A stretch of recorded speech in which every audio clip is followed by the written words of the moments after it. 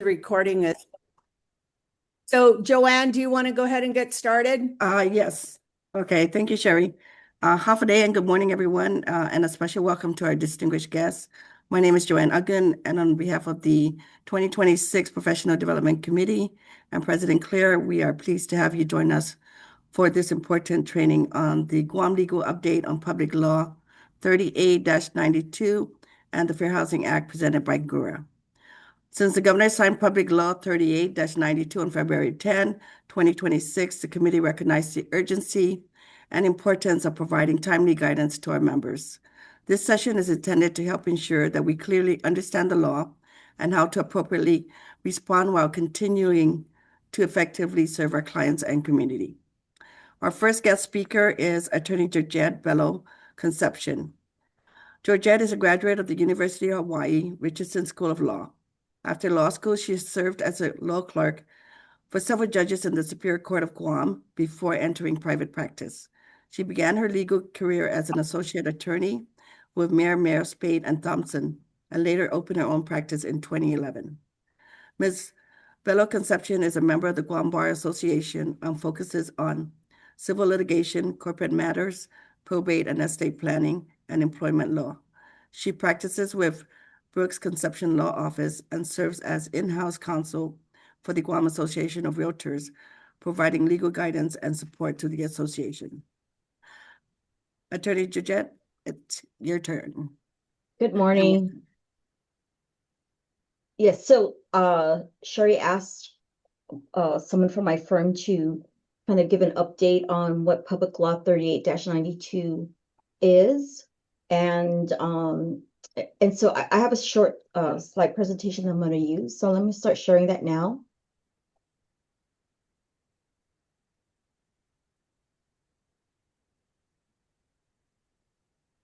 Okay, so Public Law 38-92, as Ms. Uggan had stated earlier, it was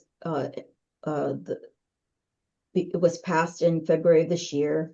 So just to let you know, Public Law 38-92 will be codified under Title 21 of the Guam Code Annotated, Chapter 48, Article 6. So if you need to find it, that's where you will find it. It's not on up on the Compiler of Law's website yet. I did check as of midnight last night. It was still not there. And so Public Law 38-92, that it's Guam's source of income anti-discrimination law.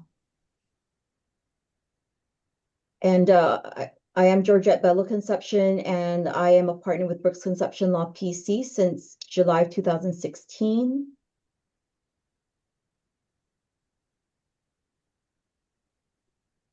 I have to do the lawyer thing and put out a disclaimer that the information provided in this presentation is for educational and informational purposes only and does not constitute legal advice. So although I am the legal counsel for the association, I am not giving legal advice today, and it's really for educational and informational purposes for all of the members of the association. Viewing or participating in this presentation does not create an attorney-client relationship between you, myself, or my firm. You should not act or refrain from acting based on the content discussed without seeking professional legal counsel specific to your situation. You should be mindful that laws and regulations are always subject to change. So, what does Public Law 38-92 do? One, it establishes clear prohibitions against housing discrimination based on source of income. It also makes it unlawful to deny housing because a person relies on wages, pensions, or housing assistance. And 3, it provides for enforcement by the Guam Housing and Urban Renewal Authority, which we know as Ghura locally.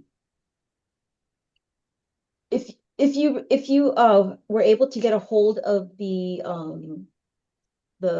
bill and everything from the legislature, it kind of goes through the intent of the law.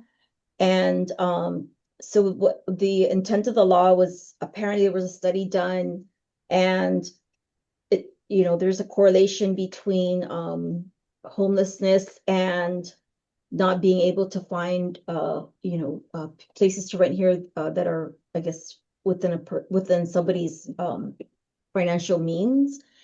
And so yesterday I spoke to Gina Compass and, kind of try to get some background information from her and kind of what she thought maybe questions the members would have. But one of the things that she stated to me yesterday was that she was surprised that the legislature felt the need to pass this law, because a lot of there's a lot of landlords welcome the Section 8 vouchers, because it's pretty close to what you would get if you're renting to military.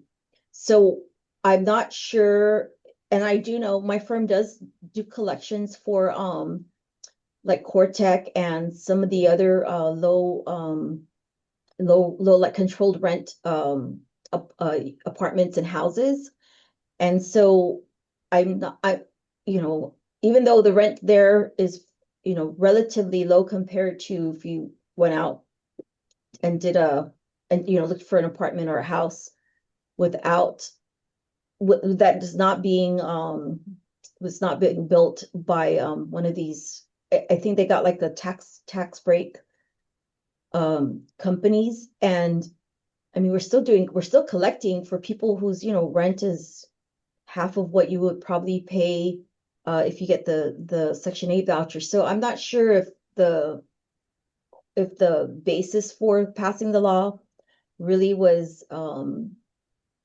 really substantiated, I guess, passing the law. But it is what it is. We now have it. And so we now need to figure out, how do you not violate Public Law 3892 as a landlord or as a realtor or a broker. So I do want to point out that there are two exceptions under the source of income anti-discrimination law. So the first exception is under 21 GCA section 48602 subsection A3. So it states that, except that if the initial payment to the landlord is not made timely in accordance with applicable regulations promulgated by the U.S. Department of Housing and Urban Development, or HUD, due to processing delays or a government shutdown, then a landlord may exercise any right or pursue any remedy under law. Of course, my question was, what does this mean? And so I went to I did some research on HUD and Ghura, and the only way I could interpret this is if rent is late because the government is not paying, then a landlord can exercise any remedies it has under law. And so under Guam's under 21 GCA Chapter 48, we have the Guam Landlord and Tenant Rental Act of 2018. And so, that's where you could do the unlawful detainer actions and then, get a judgment for back rent. But we will see how if this ever happens, how do you implement this first exception, right? And then the second exception, although I refer to these as exceptions, this is, I guess with lawyers, right? We always try to find a loophole or if there's any wiggle room in to do certain things. So that's why I call these exceptions. And so what I call exception 2 is under 21 GCA section 48603 subsection B. That provision states, nothing in section 48602 of this act precludes a landlord from checking the credit of a prospective tenant. Checking the credit of a prospective tenant is not unlawful under section 48602, provided the landlord checks the credit of every prospective tenant. So what does this mean? And so I asked Gina yesterday if landlords have any means of checking credit history of any prospective tenant, whether they're going to be under, regardless of where their source of income is. And she said there is one outfit that does it, but that company does not interpret the person's financial report. And so what happens is, because the realtors, the brokers, the landlords, you don't want to be responsible or liable for misinterpreting. So it just gives it to the landlord. It's up to the landlord to figure out what that means. But I think the point of this exception is that whatever you do for one prospective tenant, you have to do it across the board. And so that would keep you from being in violation of this source of income anti-discrimination law.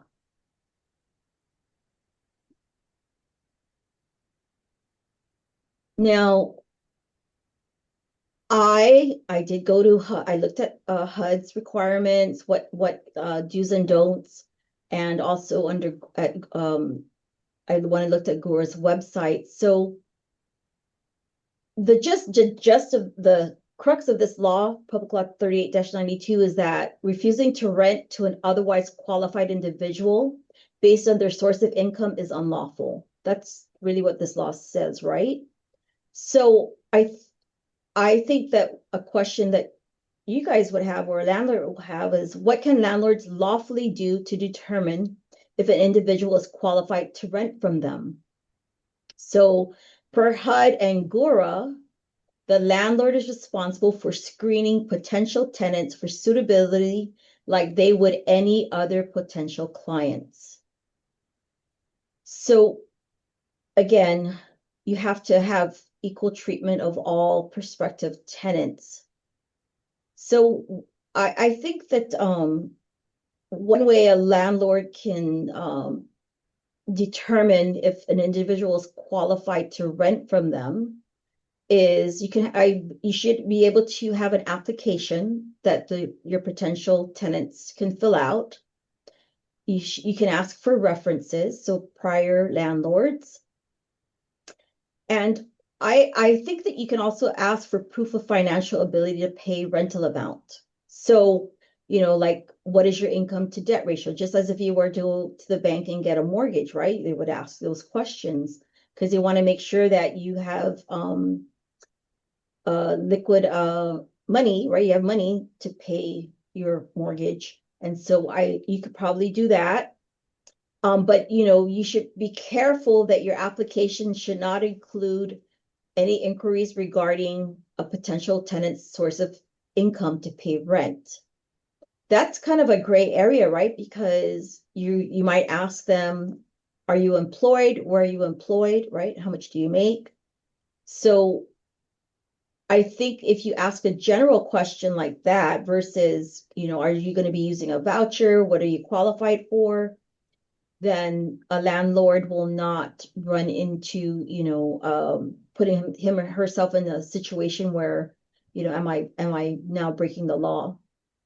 Because, when I Googled source of income statutes and stuff, there are a lot of self-help kits out there on the website. So, I looked at that. And so based on what I found, this was to me the best way that I thought a landlord can determine if someone's qualified, to or is qualified to rent from them. I think you can also ask, a legitimate question would be, how many people are going to reside in the unit, right? Or the house? Because if you have a 2-bedroom, 1-bath, and they're saying we have 6 people, right? 2 adults, 4 children, that's a lot. So that could be a basis for you to turn them away. And again, and you have to make sure that if you're going to ask for one applicant to fill out this application and, just make these disclosures, you have to do it across the board for all tenants. And another thing is, I remember like looking at, I am a landlord. I have a 2-unit duplex. But my tenants have been there like for forever. But I do recall seeing in the newspaper, where people would say, Ghura welcome, or Section 8, no Section 8 applicants, or not accepting Section 8 tenants, right? In their advertisement. That's a no-no now. So you have to make sure you don't do any of that. Because you'll definitely be in violation of this source of income anti-discrimination law.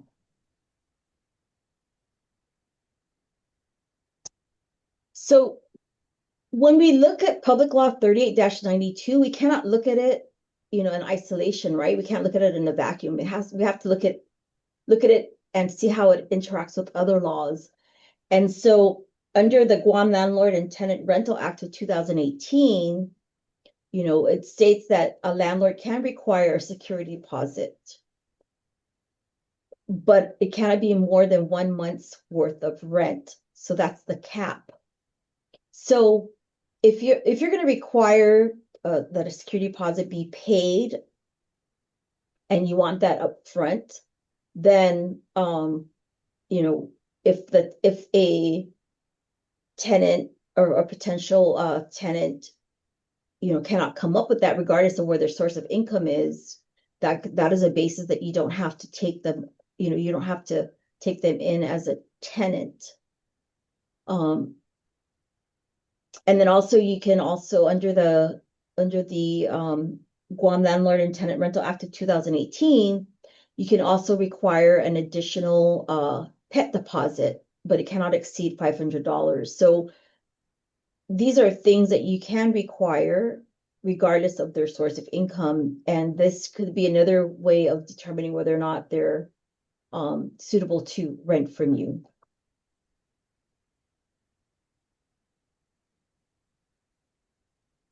So this is very important, and I'm glad that the legislature did not make it effective right away.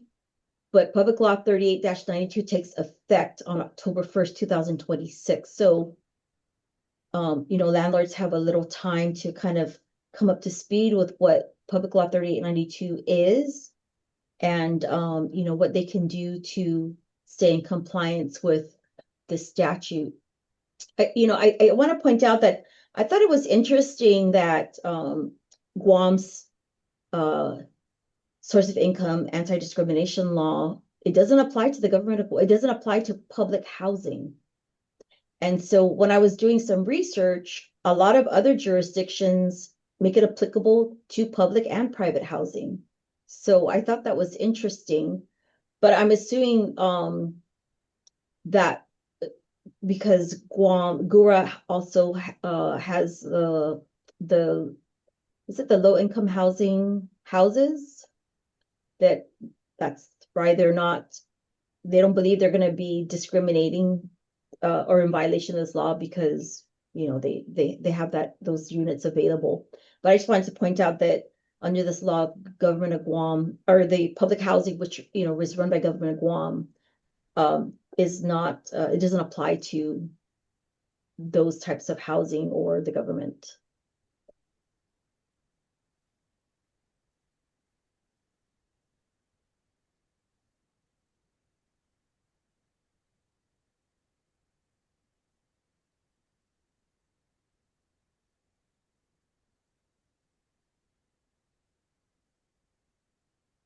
And I urge any of you to, if you have any questions and that I'm not able to address here, Ghura's website, the Q&As for landlords, it's pretty good. It's just that be careful because, like I said, I did see that, I think they need to update their website, but it is discrimination for you to turn away someone who is looking to rent on a Section 8 voucher. And then also, I also wanted to kind of lightly touch on the fact that, so these source of income anti-discrimination laws that the states are implementing in one way or another kind of come out of the Fair Housing Act. And so the Fair Housing Act makes it unlawful to discriminate on, taking in a tenant or discriminate on who you rent to or who you sell a house to based on, the protected classes, right? Like,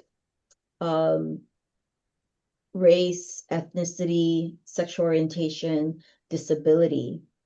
So again, when you look at the source of income anti-discrimination law, or this one in particular, you always have to remember that you have to read this statute in conjunction with other applicable law, right? And so that kind of is as an offshoot of because the source of income anti-discrimination. So what research shows is that a lot of the people who are on this, housing assistance are minorities, right? So then you get into you can't stereotype. And so I just wanted to bring that to your attention that this Public Law 38-92 is kind of has other laws. It interplays with other laws. And so I just wanted to bring that to the association's attention. And on that, if you have any questions, either you can ask them, or Sherry, I can look at the Georgette, there was a question. Hang on a second, let me find it. John Duenas had a question. The exception mentions initial payment and not any other type of payment. Doesn't this qualify the exception to the first payment only? yes. When you read it that way, but like I said, it'll be interesting to see how that what I call the exception is implemented. But you are correct, John. It's the initial payment. Okay. Can a Sherry. landlord, oh, go ahead, Joanne. So in Just to that let case, you know, would terminate in that case, you could terminate the lease agreement. That would be the landlord's remedy, right? If they don't receive that initial payment. Does that include the security deposit that's required as an initial payment? So if they can't pay the security deposit and the first month's rent, then that allows the landlord from leasing to the client. Yes. Right, yeah. So in my presentation, I said you can ask for a security deposit, and that would also be part of your determination. You determining as a landlord whether or not a person is suitable to be your tenant. I have I a have some question. questions. Hang on. If you have questions, raise your hand, please. And then we'll, Charlie, Sherry, literally Sherry, raise just your to hand. Go ahead, interject, Joanne. when I spoke to the deputy administrator for Ghura, he basically was saying that they still need to work on the rules and regulations prior to the implementation of this on October 1st. So that's another thing that will be forthcoming from Ghura. They have to do that soon because if they're going to do the rules and regulations, there is a 90-day it's time there, and it has to go to the legislature, and the legislature has to have its own public hearing in addition to the agency having its public hearing, and it's time for comments and stuff. So Right. hopefully Ghura will move on it because we're already into March, as you mentioned, Joanne, early before we started. So October 1 is just around the corner. It's going to come fast. I have a couple people that have raised their hands, but let me ask these couple that are on the chat. Can a landlord still advertise that they accept Section 8? I did state earlier that I would discourage it, but Right. because then unless the landlord wants to test it, but I think you definitely cannot say including your advertisement, no, we are not, not accepting Section 8 vouchers. And maybe that's something that you can wait to see if Ghura puts any kind of, when they do their rules and regulations, I would see, and if they don't, then you might want to ask them to clarify that in their rules and regulations, that because I don't, again, you have to remain neutral, right? You have to have treat everybody the same. So right now, I'm going to say, as I would recommend that you don't put any of that in your ad until you get clarification from Ghura if they're going to address it in their proposed rules and regulations, which I assume will be put out for public comment, and the association here and its members will have the opportunity to provide comments to Ghura. Okay. Loisa, and then Charlie, and then Liz. Well, One more thing, remember the law doesn't become effective until October 1st, 2026. So if you're going to make the advertisement between now and then, you should be fine. But I would still stay away from, not accepting Section 8 vouchers. Good morning, Miss Georgette. I have the same question with Gina, and but not only Section 8, but how about housing vouchers accepted? I think that's the same thing with Section 8 welcome. So I think it's the same. Now, but you also have to be careful because it's not only about Section 8, right? It's just that I looked to HUD and Ghura for some guidance in terms of how do we apply the exceptions under this specific statute. So, but it also applies to, people who are retired and are on fixed income. You cannot discriminate against them as well. Or if they're getting, I don't know, if the VA gives housing assistance, anything like that. So it doesn't just apply to Ghura housing vouchers or Section 8 vouchers. So just keep that in mind. Charlie? I mostly rent out 2 bedrooms, and often you would have a tenant, husband and wife, of a conjoined family who would have 2 kids of different sex, sometimes teenagers, wanting to rent a 2 bedroom. Is that still the basis for refusal? Yes, I mean, because to me that would be a reasonable basis. But I think with you're talking about just anybody, right? Not necessarily comes with a voucher. Because I think that Section 8. Go ahead. No, that's a legitimate basis to not allow, not take that they're not, you've determined that they are not suitable for your two bedroom unit. Thank you. Liz? So because normally when anyone, whether it be Section 8 or regular tenants, I would ask, well, you're required to have the security deposit. And then, of course, I tell them that we do background checks. So, for example, if someone trashed their last rental unit, that's okay to deny them that rental, regardless of what source of income they have. We're okay doing that, correct?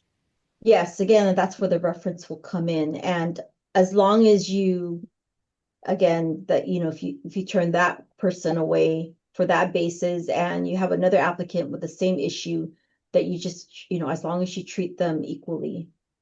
And then the other concern is we get people who have some assistance from different organizations. So when we get a tenant like that, sometimes the assistance is only for 3 months or 6 months, but the lease is for 1 year and there's no other source of income. And in that respect, I would deny it because the landlord is stuck with that tenant after a 3-month subsidized housing from an organization, and then they're stuck. they can't collect rent because they have no other source of income. So in that respect, I think it's valid that we say, sorry, we can't rent to you, because what happens after 3 or 6 months? So again, what I would say is that if your lease period, your advertising and your lease period is minimum 1 year, then I would think that that would be a reasonable basis to turn them away. Now, remember, this specific law only applies to, certain, again, it's their source of income versus their income, right? How much income are they going to have to pay the rent?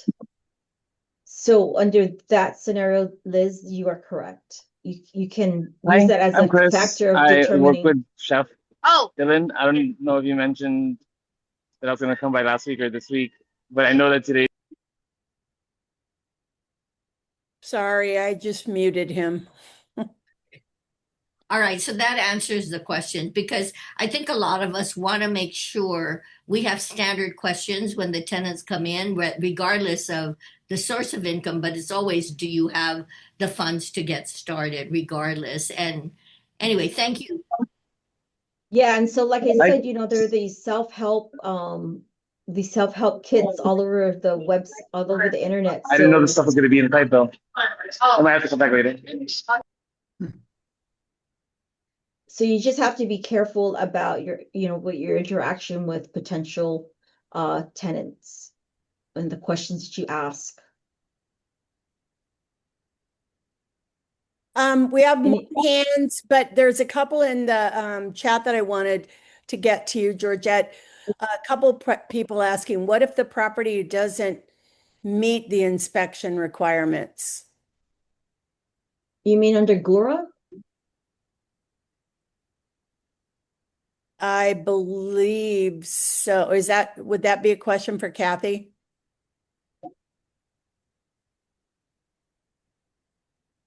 I think she means Ghura. Yeah, I do too. I did see, if you go to their website, there was a question about what if the landlord doesn't pass and then what they need to do. So there is some guidance on that on their website. So I would go there. I would refer you to go there to see what you need to do. Okay. And just as an FYI, Karina Farron brought this up, but we did remove the Section 8 tab that is on the MLS. So you do not see that on the MLS any longer. Last one. Sorry. So Sherry, thank you for bringing that up. So another thing, this anti-discrimination law also applies to realtors in the terms of you refuse to let anyone go on the MLS to look for rental units if they are going to be using a Section 8 voucher. So this anti-discrimination law doesn't only apply to landlords, but it applies to realtors and brokers in that sense. And so if you go to under Public Law 38-92, it'll be codified under 21 GCA, Section 48602. If you go to so it says here, it shall be unlawful and hereby prohibited for any person to deny another person access to information provided through membership or participation in any multiple listing service or other real estate broker service on account of a source of income. So that's a good decision, Sherry, to remove that tab on your MLS. Yeah. And it also means, just as an FYI to everybody on this chat, that we do not put it in our private remarks either. So I know from my understanding, and I know the MLS committee will be looking at this, but I'm thinking that people are still putting it in private remarks. So the MLS committee will address that as well. But there should be no Section 8 discussion at all on any MLS listing as of now. Anthony, and then Matthew, and then Chris. Good morning, Georgette. Thank you so much for your presentation today. We really appreciate you and of course our beautiful Miss Joanne out there getting this all organized with her committee and our staff. Not running for any election, just giving some kudos. I wanted to mention a couple of things. So first, we have a lot of new laws, a couple of new laws on Guam that we're all working off of. One of them, of course, is our new representation law, which applies to tenants as well as landlords. That's another new law. I know we're not talking about that today, but I just wanted to remind everybody that we have to have that in place before we even offer any kind of real estate services. I just wanted to also mention we're now, our association requires all members to take an antitrust class, which has been released now by GARD. And a lot of the topics we're talking about today also involve antitrust laws. And so that's another set of laws. In other words, there are 3 sets of laws we're talking about today, or 2. I'd like to throw that one in the mix as well, just because we do run into that when we, reach out there. And I think, like you mentioned earlier, Ms. Georgette, it's important just to treat everybody the same, treat everybody fairly, and give everybody the opportunity to rent and screen everybody the same. Don't make an exception just because you're this and because you're that. And I really appreciate you for putting that message out there. I realize it's a difficult message to put out there because we've been sort of under a depression for the past several years, and it's good that we're getting some new training and some new opportunities to listen to the experts here, and we really appreciate you guys, and thank you so much. Just wanted to make that comment. I just wanted to go back to, thank you. I just wanted to kind of loop back into the statute itself.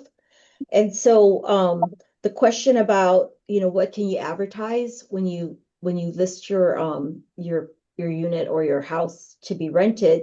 So going back to the 21 GCA section 48602, subsection A, and then subsection 4 under there, it's unlawful for any person to make, print, or publish, or cause to be made, printed, or published any notice or advertisement relating to the rental or lease of any housing that indicates any limitation, specification, or discrimination based on a person's source of income. So going back to the question of, can you say in your ad accepting Section 8 vouchers? So my recommendation was don't do that, or even, just to have a neutral. And so be mindful of that, it's, to me, this can be interpreted to mean, even if you say you're accepting vouchers, Section 8 vouchers, that's in violation of this law, because it says you cannot indicate any specification. So to say you accept Section 8 vouchers, that's a specific, right? That's a specific or specification. So based on somebody's income. So again, you should not include such language in your ads. Otherwise, you'll probably be in violation of this provision under the anti-discrimination, the source of income anti-discrimination law. And so I'm going through the questions here, and it says, okay, go ahead. Deanna Palmer asked the question, landlord can deny the Ghura contract. And then the answer to that is, it depends, right? And so I went through that. So yes, you can, but only after determining that the person or the family is not suitable for your, for your unit that you want to rent. And so we went through the, the inquiring about references, can they afford the rent, and how do you determine that, right? You ask them how much income they get. You're not necessarily asking them where they're getting it from. I mean, you can ask a neutral question about, are you employed, where do you work? And then that's when the issue of, that if they're on the government assistance will come out. So my answer to that, Deanna, is going to be a lawyer one. It depends. I'm going. One of the questions is how can the income be proofed then? So Rodney Washington has here, right? Did Mr. Washington, did you get this from somewhere, or is this your No, those are the questions I had the first 10 minutes. Just some things that I wanted to point out. Hello, everybody. Just some things that I wanted to point out. And it's almost like, tell us realtors that they haven't been in the field without telling us they haven't been in the field, because a lot of those things, I understand the point, and we all do. We don't want to discriminate against Gura, but we're going to run into issues with our landlords. So we want to fully understand how we can, answer their questions. But things that are going to come up are going to be household sizes and what landlords are comfortable accepting. Gura, as a policy, has increased the number of household members that they can put in the units. They're maximizing that. So if previously a two-bedroom had 4 members, Gura's going to say we can do 6. That may be a problem for the landlords. So that should be an area on where they can deny. And then I'm not saying you have that, the answer to that, but that's going to come up. No, and so I believe I addressed that earlier. And so again, if that's part of your a landlord's determination of whether a family or a potential tenant is suitable for their unit, that is a legitimate question, right? I mean, Yeah, but you need to make sure that you have it, that it's kind of across the board. If somebody calls or you have them fill out an application, just kind of asking how many members. And then also with regard to the rent, I would think that if Gura is going to force you to accept a $1,400 voucher when your rent that you're advertising is for $2,000, that's a legitimate reason to turn away that particular potential tenant, because again, it would be a unlawful taking, right? For the government of Guam to control rent, right? It's going to tell you what you can and cannot. I mean, it's consistency, right, with your advertisement, and you cannot take another tenant for less than your requested rent of $2,000. Otherwise, if the Gura tenant you turned away for $1,400 finds out, I mean, they can make a complaint, and then you'll be subject to you'll be in violation of the statute. So, the fines and penalties are I don't think when I researched other jurisdictions, I'm not saying to violate the law, because the fines and penalties are not so bad, but I just thought that the fines and penalties were not as stiff as I thought they would be, considering the basis for this statute. I see. Well, thank you. Those are just some things I want to point out. Thank you. No, those are good questions. So the Daniel Bruschke asks, what if a landlord doesn't want to deal with the additional paperwork, inspections, mandatory meetings, etc., that Gura requires for Section 8 landlords? Can a landlord deny Section 8 applicants based on not wanting to deal with all that extra stress? I think that is a really good question, but I think there's going to be some gray area in this. Because I do know that HUD, there's a form, I looked at form under HUD form 52641.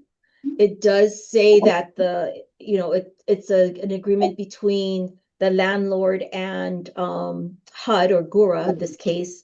And so I think if you go and look at that, this could be a basis to deny the Section 8 application. But again, you have to make sure that you don't ever accept a Ghura tenant then, because, are you running into the issue of, are you just, have you somehow just violated this law? But if you go and you look at the HUD requirements in terms of, the inspection and everything, because the landlord, so what happens, right, is my understanding of, I've never rented to anyone on public assistance. So, but how I interpret what HUD's requirements are is that the tenant comes to you, right, or the potential tenant, and then you say, okay, I'll rent to you, and they say, okay, I'm on Section 8, here's my voucher. So then it's on the landlord, right, to go to Ghura and fill out all these paperwork, right? You don't just go there first, right? Is that how that happens, Mr. Bruschke? Does anybody know? Is that the process that it's in place here? That's how I interpret it, is that you don't become associated with Ghura as a landlord until somebody comes to you and you're accepting them as a tenant. Correct. Yes, So this, yeah. So I mean, the statute, this is again in, I'm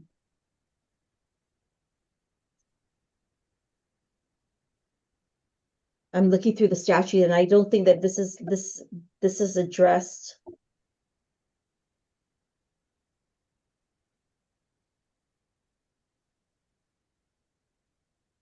I mean, I think this is going to be a gray area and the statute doesn't address this, but I would argue that this is a form of a taking by the government by forcing a landlord to have to jump through these hoops to become associated with as a landlord with Ghura. Because under HUD there's that form that I looked at, the landlord can have a separate lease agreement, but it has to have specific provisions in the lease agreement that are found in this HUD form. Gosh, I keep forgetting the number, 52641. So this is probably a good question to pose when, if and when Ghura puts out its proposed rules and regulations for question, for public comment. But I'm going to say that's going to be a gray area. It's not clear cut. Matthew, do you want to ask your question?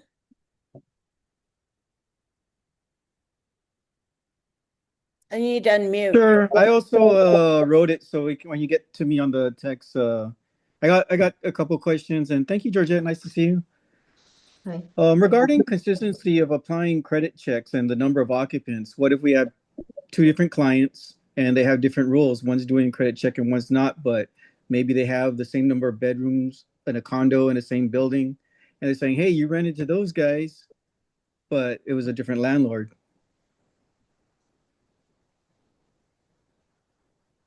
I would say that again, as long as the new landlord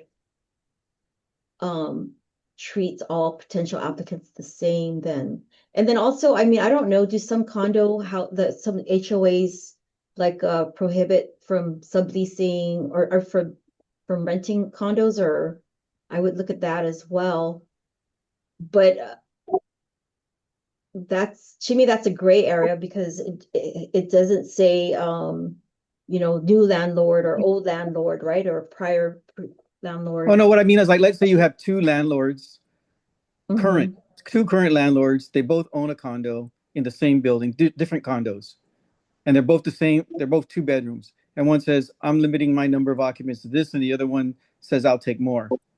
And then, but you're the agent for both of them, and it says, and then someone's going to say, "Hey, you let them move into that other condo, same exact building, same number of bedrooms, but now you're saying we have too many people, but it's a different landlord." Like, oh, yeah, and so because a different landlord has its own factors of determining whether somebody is suitable to rent from them. So I mean, And so I'm applying that also to the credit check, maybe one's doing a credit check and another one's not. Right, but there's, again, as long as it falls within your factors of determining suitability of a potential tenant, and you're doing that across the board, the landlord and the second unit should be fine. Well, what I'm doing across the board is following what the particular owner of that unit wants. And a different owner wants a different thing for a different unit. Right, but you just have to make sure that as of October 1st, 2026, you don't run amok of Public Law 38-92 because you are the agent of the landlord, right? So I'm saying if someone's the agent of two different landlords for two separate No, properties. I understand that. I understand that. So all I'm saying is that under the statute, right? Mm-hmm. The realtor, you have to let the landlord know, hey, there's this, and then the landlord's determination of whether to rent or not cannot be based on the source of the income, but it can be based on, I'm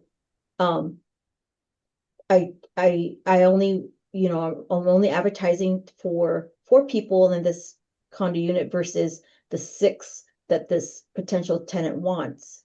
But you as a realtor, you have to advise your client, right? Hey, just let you know there's this new law and you have to be careful about your requirements or how you determine suitability. That's all I'm saying. Mm-hmm. But now you brought up a source of income, which is also another thing I wanted to address is what if the problem is not the particular type of work they're doing, but the fact that it's precarious, it's maybe temporary. It's not you don't know if they're going to have a job 3 months from now. Right. So that's why you can ask about their employment history, right? And references from previous landlords. So I think this statute is more source of income in terms of, I mean, if you think somebody's dealing drugs, and that's how that's their source of income, you can turn them away because I mean that potentially they could be selling drugs out of your property. So what if they're like newly hired? Go ahead. So again, I don't want to I'm not giving legal advice. Right. Disclaimer.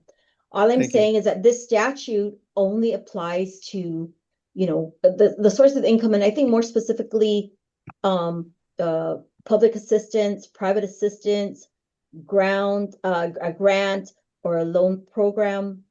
If they're on fixed income because they're on a pension, a retirement, or they're living off of, they're living off of their dividends of an investment.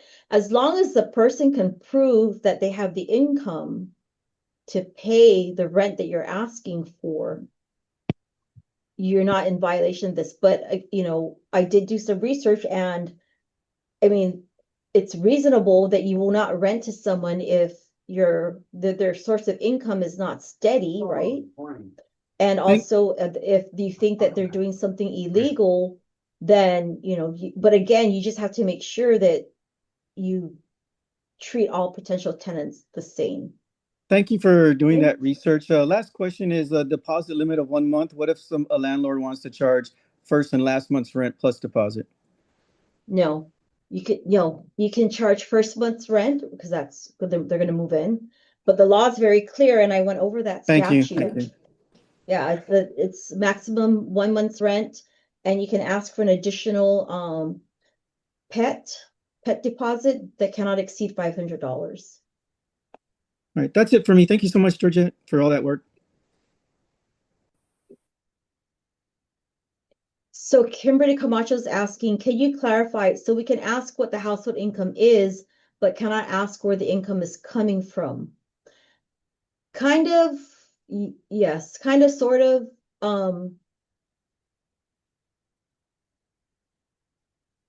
But I think you can ask a person on your application, are you employed? Where are you employed at? Or what because you want them to prove they're able to pay your, if you're asking for $2,000 a month, you want to make sure that they can afford to pay that, right? So again, the source of income is, I think you can ask the neutral question of, what is your monthly income, right? And if you're employed, how long have you been employed there? Those things, those kinds of questions, I think you can ask, but you just can't, if they say, well, I'm on a fixed income, or I'm on a fixed income, but you know, my between my Social Security and my government of Guam retirement, I take home, you know, I bring in $5,000 a month, and your rent is $2,000 a month, then, and you don't have any other bills, I don't think you can turn that person away if they're otherwise qualified, you know, to rent from you. Chris, do you want to ask your question? Chris Felix? Yes, hi. We recently had a situation where the Section 8 tenant, where basically 100% of her 100% was paid through Ghura. Nothing was paid by her. Unfortunately, she wasn't able to pay utilities, and they closed it, and we had thousands and thousands of dollars worth of damage from no power, no water in the unit for a couple months till we chased her out. Do we have the right to check the income in order to make sure she can afford utilities? Okay, that's a very good question. So the first thing you have to do is make sure that you make specific in your, you know, when you advertise, whether or not the rent amount includes utilities or does not, right?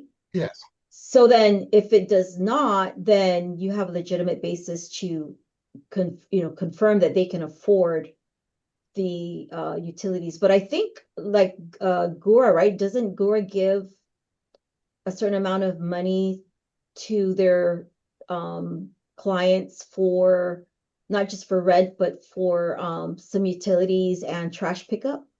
The problem is they give it to the tenant, and the tenant doesn't pay Okay. utilities. Yes, so that's a legitimate basis to you know, you can inquire as to their ability to pay.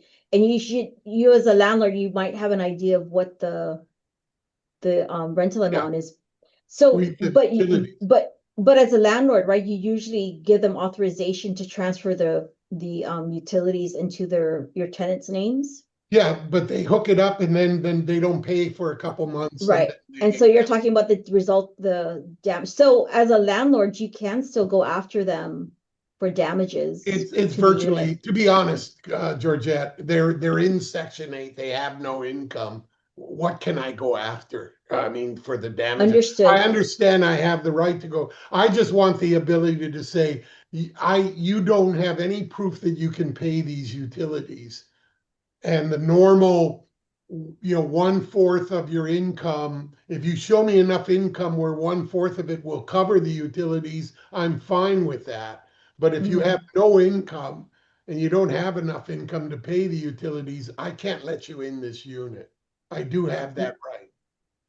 Again, that will go to your suitability, right? Their suitability to rent from you. So, you know, Chris, I do know that there's somebody from Ghura who will be presenting after me. That's a good question to ask her. I would be interested in knowing how Ghura is going to respond to that. And you know, although Ghura's Enabling Act, I looked at it last night, allows them to enact rules and regulations. They haven't. I went and I looked. So they don't have any rules or regulations. They're just kind of these policies on their website. And I think they're just kind of adopting those from HUD, right? Because as a landlord, you are required to include certain clauses in your separate lease agreement pursuant to this agreement you have with Ghura. So I would, again, I would ask some of these questions. I would ask the Ghura representative. Thank you, Georgette. Nadia? Yeah, thank you so much. Thank you, Georgette, for giving us answers to our questions. I do have almost similar question to Daniel Brushi. So sometimes when we're renting to Ghura, there is not really like a foreseen move-in date. So sometimes it can take months before we are making income from that, and then by that time, the landlord has to bear the burden of HOA fees and mortgages and stuff like that. So to me, that's always like a big factor, considering Ghura for some things, because we don't know when we have months to bear with no income, and then Ghura might be saying like, okay, today yes, you wanted $1,300 for rent, but today I'm only giving you $900 for this unit. And then of course we can turn it down, but at that point we have already spent 2 months waiting for the Ghura inspection. And that is really like a big point, where if the government on one end is asking the landlords to bear, to make that to not criticize an income, which is good.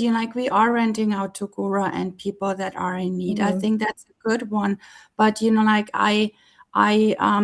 terms of fairness, I think then Ghura needs to ensure that inspections can be done within a week or something, so we can then for sure say like, okay, move in date, not now, move in within 2 weeks is ensured, and not 2 months, or sometimes longer. Yeah, so I think it was John Duenas who asked the question earlier on about that initial payment. Mm-hmm. So and then but then George had initial payment on the day that we have put out in the lease, correct?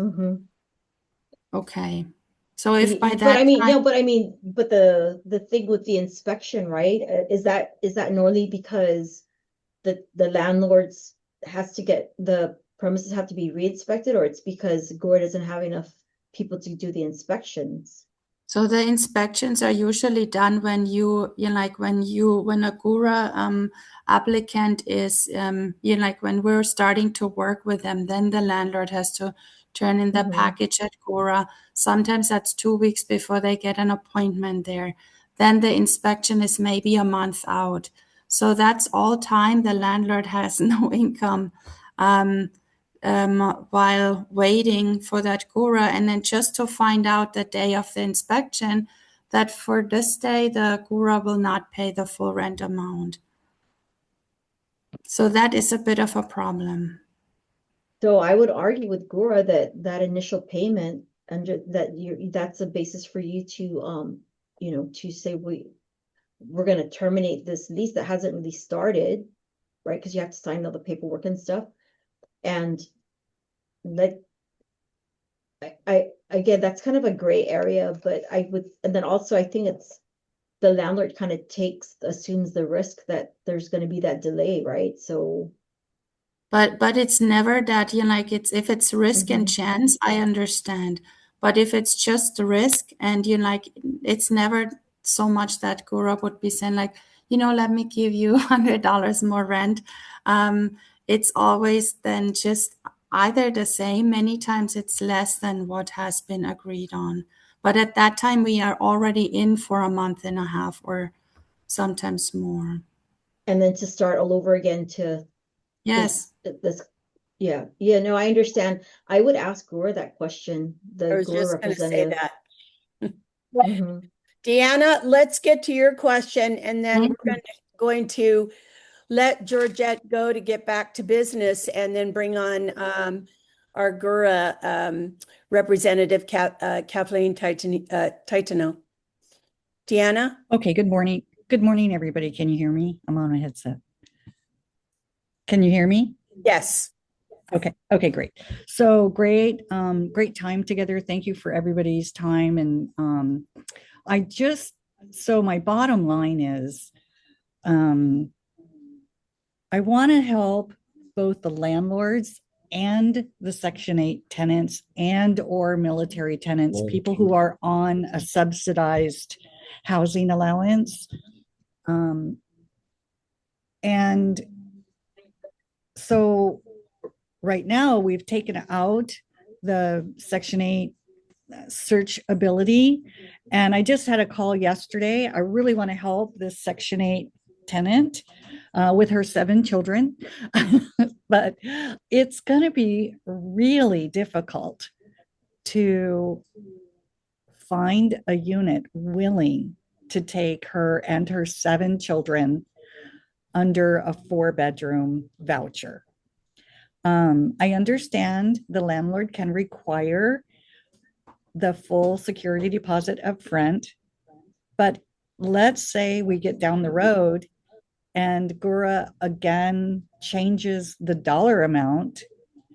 We have to give that security deposit back to the potential tenant. I just can't see that we could make it a non-refundable deposit because it's just not fair. They're already struggling. So we have a large amount of our population, our landlords, that want to help, but now we're not even able to promote that there are landlords who want to help. So it's really going to hurt the people who this law is going to hurt the people that it is designed to protect because they have completely tied our hands. So, and we can do credit checks. People can check HOAs. People can request for 3 times gross income as a factor of any tenant. Those are all doable, but that doesn't help the Section 8 tenant trying to find a place. So it's just more of a comment than it's a cry for help, actually, on the behalf of the landlords and the Section 8 people. And I think that kind of goes in line with the comment that Gina Compass had shared with me that, she's surprised that the government even felt it was necessary to enact this statute. I just want to kind of go back again. So if you guys get a hold of the statute, it defines source of income, what it means. And again, the statute. So, I mean, I'm getting a lot of questions about, can you ask about, income, right? And I think that it's kind of a gray area because if you're one of your factors in determining if somebody's suitability is, can they afford this, right? So I think if you just ask, what is your monthly income, right? Not how are you going to pay for this rent? Are you on, I think asking what their monthly income is a legitimate question and not necessarily. And I'm kind of, now I'm rethinking the asking for employment history. I think you can just ask if you're short of doing a credit check, which I understand, from Gina, it's not as easy as, going on one of those credit reporting entities and asking for a credit report. I guess you could ask your potential tenant to provide a credit report of their own from one of these entities. I guess I would say is you can ask what is your monthly income, but I would stay away from are you employed where you're employed at, and just ask the neutral question. What is your monthly income? Can't do that. No. You have to show proof of income. So again, it's a gray area. And did the legislature provide a comment period? I mean, did any of the legislators, the senators, reach out to the association? Not that we're aware of. For public comment? Because these are really good questions. And so the statute is very short. And it leaves a lot of there's a lot of ambiguity, right? In some of the questions you're asking me. So again, I just want to backtrack and I think asking what is your monthly income is okay, but not where you're getting your income from as your suitability, as determining suitability. But and also the question about can you say Mm-hmm. But we can't just take their word proof of for it. income. We Yeah. need proof. We need- Yeah. Yeah, I mean, you can ask for verification of employment, some kind of proof of what their income is. Yes. And it's not discriminatory because our application asks for employment history and stuff like that. Right. I guess the thing is you can't say, oh, you know what, because you're Ghura or you're No, we don't, but it's in our rental application. Yeah, so I just be careful about, I think you can ask them what's their monthly income and, for verification of employment, maybe the last two check stubs, because whether they're under public assistance or if they're on retirement, right? They have, you'll get a check stub for your retirement pay or your annuity of some form. So I think those are okay. It's the statute again is very sparse, and it's just, I think that there's going to be some challenges by private parties against, if and then that's another thing, right? Is Ghura is going to be the enforcer of this statute. And so it's going to be, a potential tenant who's under a Ghura housing assistance who's going to complain to Ghura, and then Ghura is going to have to go out and, figure out.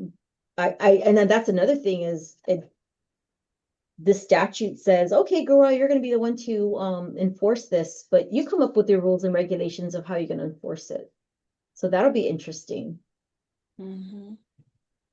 I think the concern there, real quick. Just as a FYI, we've also reached out to our National Association of Realtors legal team. They also have the law in hand, and they have been giving us information, and it's kind of like an ongoing thing that we're getting from NAR as well. So that is one of the other things that we'll be keeping members updated with. And Georgette, when I get that info, I'll share that with you as well, so that you and Terry have it as well.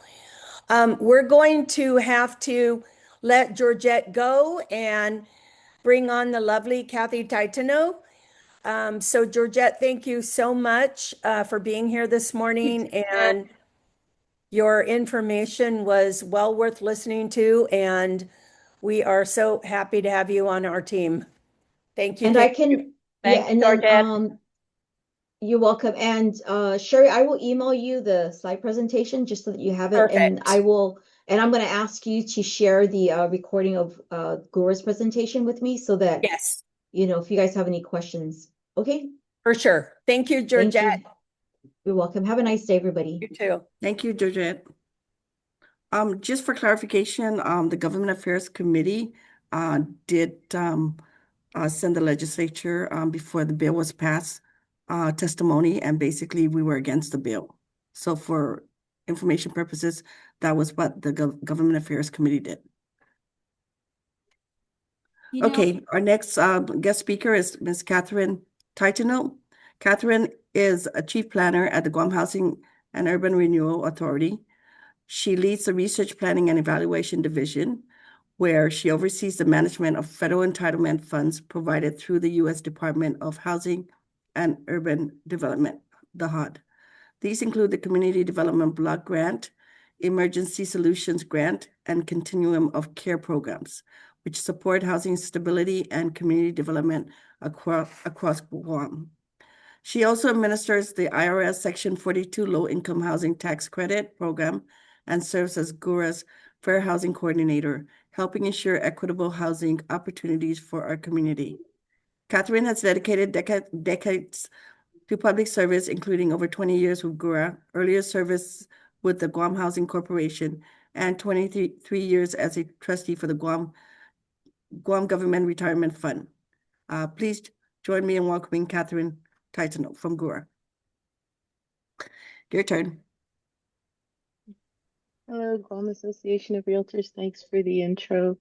For the record, I am not in charge of myself on the low income housing tax credit, but I have a happy team over here in research planning and evaluation. Um, thank you for the thank you for the invite, and thank you for the opportunity to provide you folks with an overview, a brief overview on fair housing. Um, uh, I I would be remiss if I didn't acknowledge that there were a ton of questions that have to do with one of our other divisions, and actually more than just the other division. That is Section 8. We are public and Indian housing. Uh, we represent all HUD programs here on Guam, including the 2,500 or so vouchers that we get under Section 8 and the 750 units that we operate as public housing. Another 50 units down at Trinquilidad.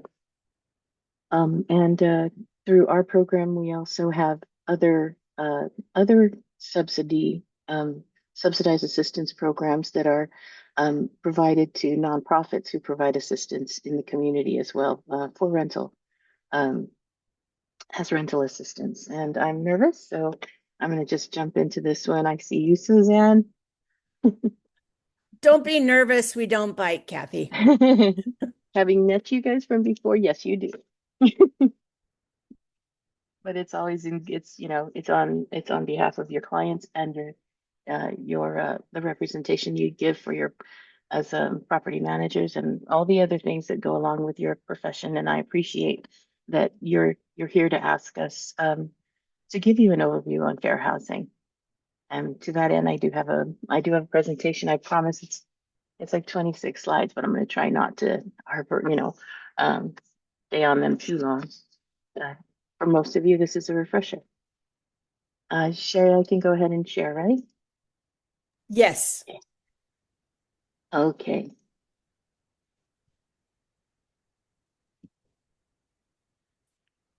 Okay. So thank you once again. This is the Fair Housing Act overview. I'm Kathy from Ghura. Trying to figure out how to move it. Okay. So this is a very basic purpose. It's just to provide you guys some context. I'm going to try and present the key points of the Fair Housing Act and identify the protected classes under the Fair Housing Act. We'll have a little bit of a discussion on recognizing prohibited practices, and then some context I'm going to try to provide through a brief discussion of compliant advertising. It is by no means comprehensive, but it's just to point in the right direction, some of the actions that we can take. So what is fair housing?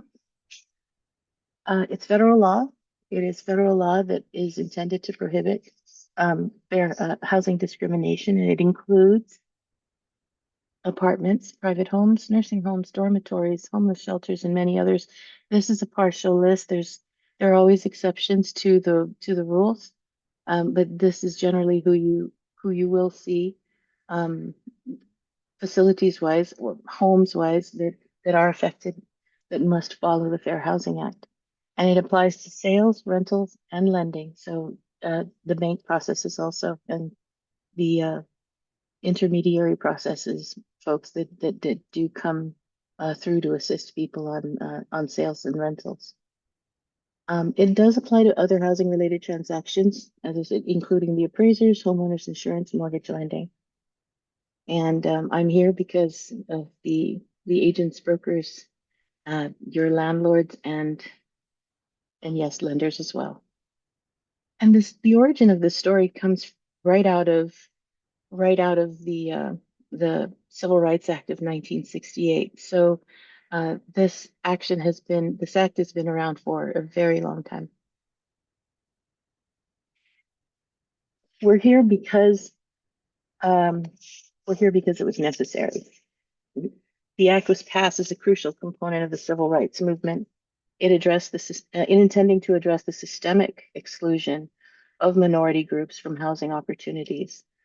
The intention is to eliminate widespread legal and systemic discrimination in the housing market that existed at the time, back in 1968. Uh,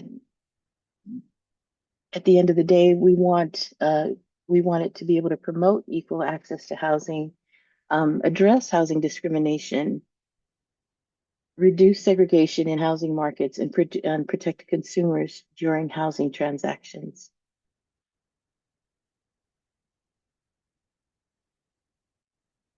We're going to jump right into it. What are these protected classes? There are 7. Race. These three, the first 3, I have 1968. The first 4, excuse me. They were the first 4 that were adopted in 1968. Race, color, religion, national origin. Uh, discrimination based on sex was added in 1974, and then the inclusion of discrimination based on disability and familial status were 2 of the last 2 elements added in 1988.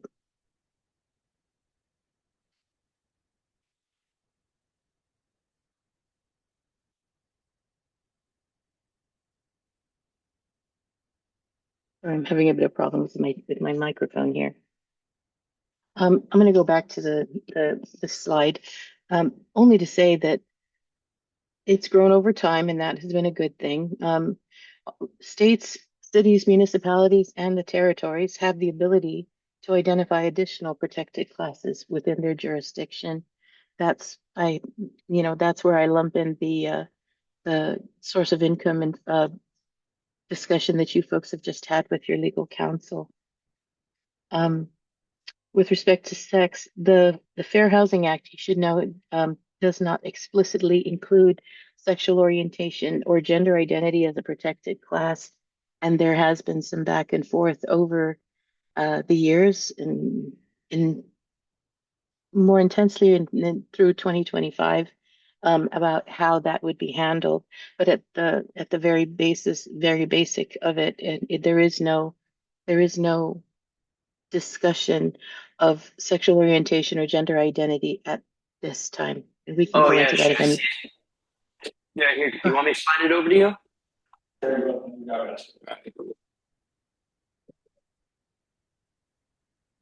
Disability. Disability can be defined as a physical or mental impairment that substantially limits one or more of a person's major life activities. The definition includes people who have a history of an impairment and people perceived as having such an impairment, and we can discuss that a little bit further on. Prohibited practice examples. To refuse to sell or rent housing to an individual based on the protected classes. To set different terms or conditions for renting to a person under those classes. To provide different services. To make false statements about availability. Discriminatory advertising or steering buyers to or away from certain neighborhoods or areas or buildings as a result of one of the protected classes.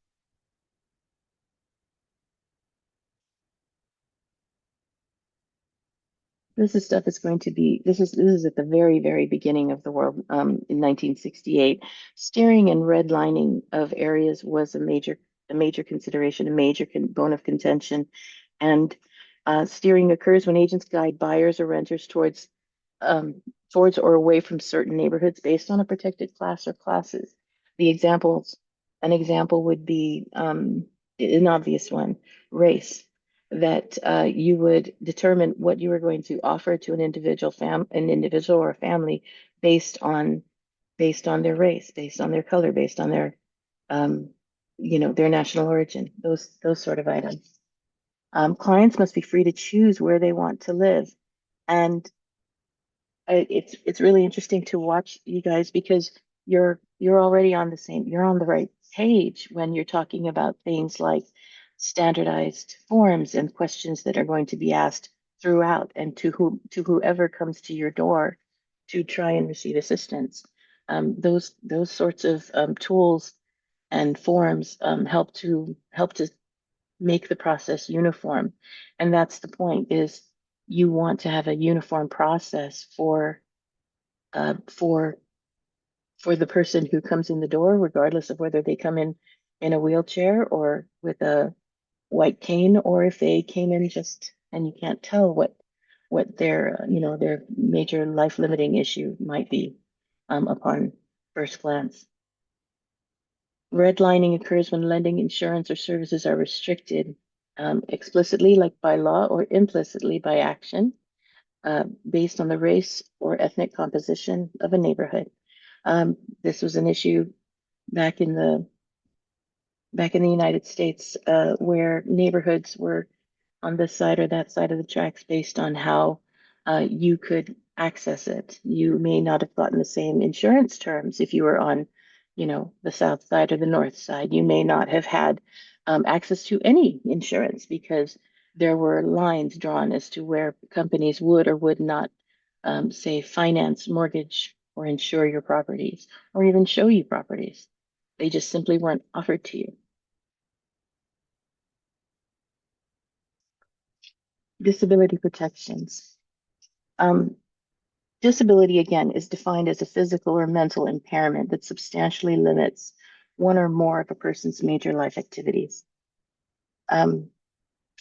It would be a violation of the Fair Housing Act to refuse a request for reasonable accommodation to a person based on their disability. I needed this page because the discussion of what would be reasonable, what is an accommodation, is not always. There's also reasonable accommodation. There's reasonable modification. So I don't know what the form here anybody has. If you want me, I can finish everything, or you guys can jump in. I see Anthony's hand raised. How would you guys like to do this, Sherry? We can let everyone raise their hand if they have questions. I think that'll work best. Thank you. Okay. Anthony? Good morning, beautiful Kathy. Good morning, Mr. Godwin. How are you? I do have a question, maybe a comment. So, we opened up our MLS this morning and there's a notation on the brand new listing. It says, the perfect spot for military families. What is your take on that statement? I think my take on it is in a further slide. It is that you focus perhaps less on the potential renter and more on the property. That you make mention of the property in a way that would be conveying that sort of attractiveness. That is something that's a line, and I appreciate that you're taking it from, say, the military perspective, because that is another side to this SOI, the source of income parity, or protections, that they aren't asked what their rank is in order to figure out what the maximum rent that they could afford versus what the property actually should would otherwise be renting for. And I'm treading very carefully because this is obviously, your bailiwick, not mine. Thank you. Thank you. Disability protections, you actually will do this on a case-by-case basis. An individual has to, and it isn't something that will come up unless someone requests it. But among the different types of reasonable accommodations that we have seen most recently and most prevalently are the question of the allowance of service animals or accessibility improvements. Service animals are not pets. Service animals sometimes, a service animal is a specific type of critter. They are trained to do something for the individual that they are attached to. That is not the same case for emotional support animals. There's a bit of a gray area in that discussion. But at the end of the day, the idea that an individual who may need a service animal, and the building may say no pets. This is not a pet situation. And so the question of whether you would charge a a fee, which you would do for a pet, the accommodation may be requested not to do that for a service animal. That's just as an example. Your building or a building may not allow for reserved parking. It may just be first come, first served. But if an individual were to request it because for whatever reason that they feel they need it, that's something that would be considered a request for a reasonable accommodation. A payment schedule modification. You had discussion about individuals who were receiving maybe their incomes on a different schedule.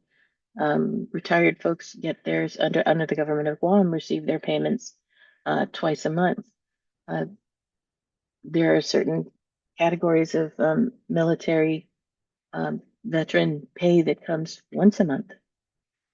So that they might be asking, instead of the first of the month, would you take my payment, say on the 10th or the 15th, based on whatever their specific situation was. That would be something that could be asked of you and would be considered a request for a reasonable accommodation. Reasonable modifications. This is the one that obviously is clearly very tangible, very, very present, and a concern for individuals who have a home that they are renting. Some things here are not as applicable, are not as possible. Widened doorways in units. We have brick and mortar. We have concrete. That is not always an easy thing to do. Grab bars in bathrooms or at an entrance unit, or textures on walls because the person who is renting is blind, so they might want to put up something that allowed them to navigate through the unit better with something tactile. The removal of below counter cabinets for wheelchair access, installation of wheelchair ramps and entrances to buildings or units. Replacing doorknobs with levers, installation of visual and tactile alert devices for a person with a hearing disability, lights instead of a doorbell, those kinds of things. Now, it is not altogether that you're aware that it is not altogether that the landlord has to provide it, but it is really to the tenant that should be able to do so.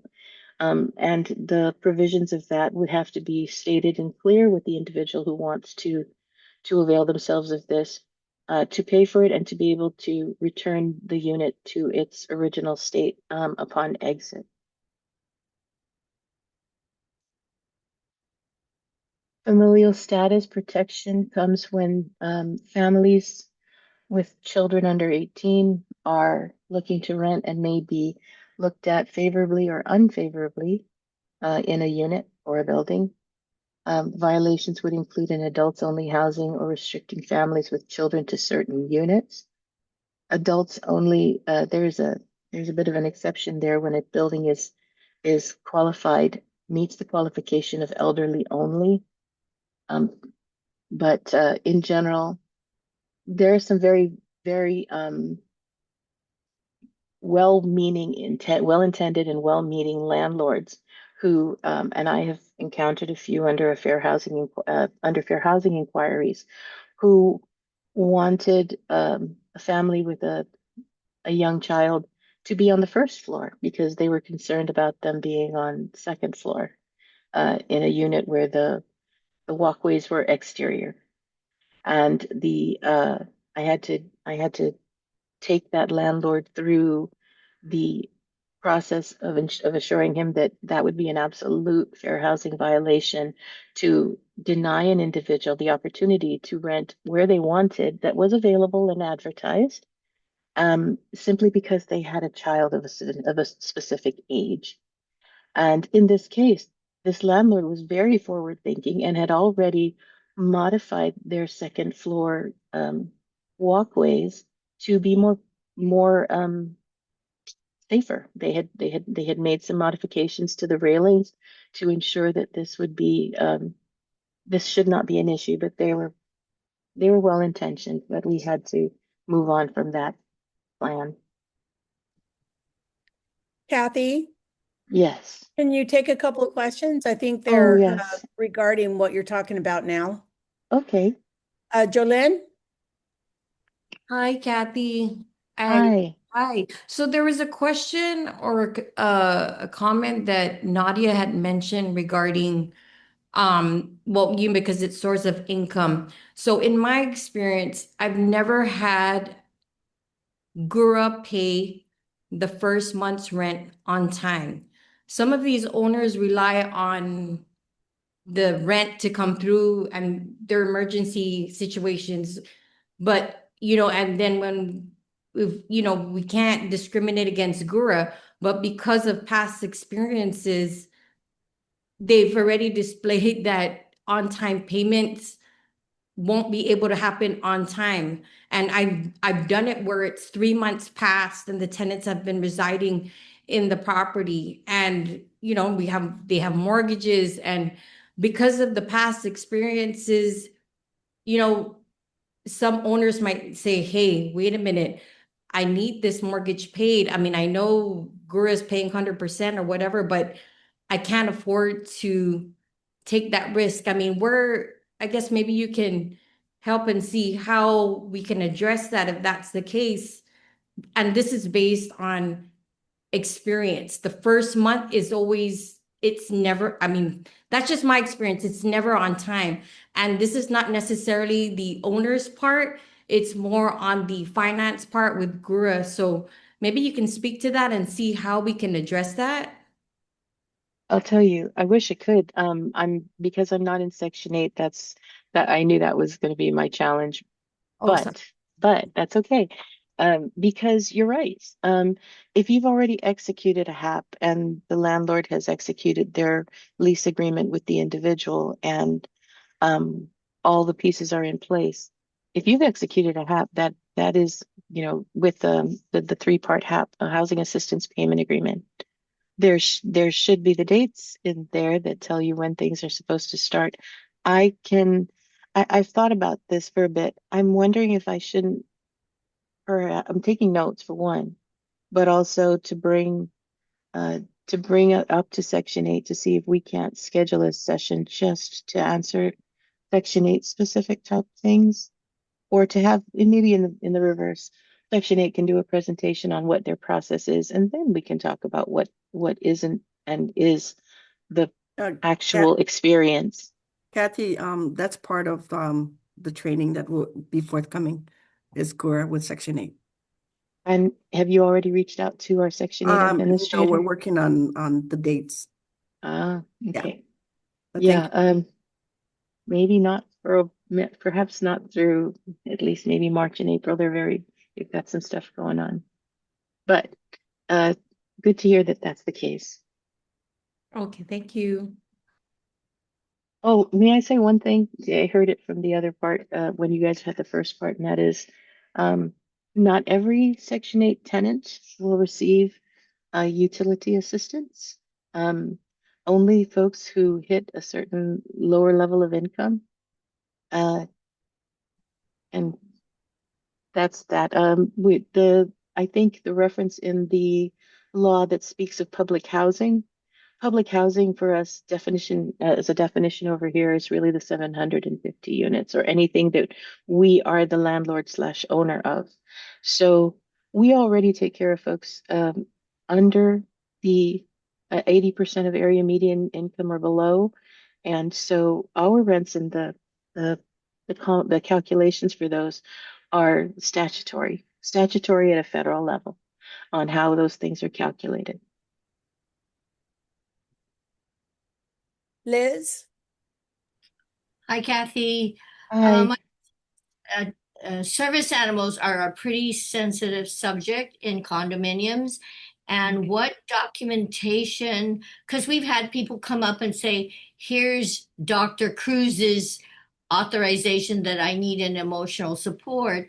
What documentation suffices to meet those requirements? Because everyone's goosey about what can I ask, what can I know, because we don't want to be sued in condominium complexes. So what documentation are actually valid? Because you can pull anything online to say, this is my emotional support animal, and it's not really valid. They just want to have their pet with them. So what document constitutes validity with a service animal?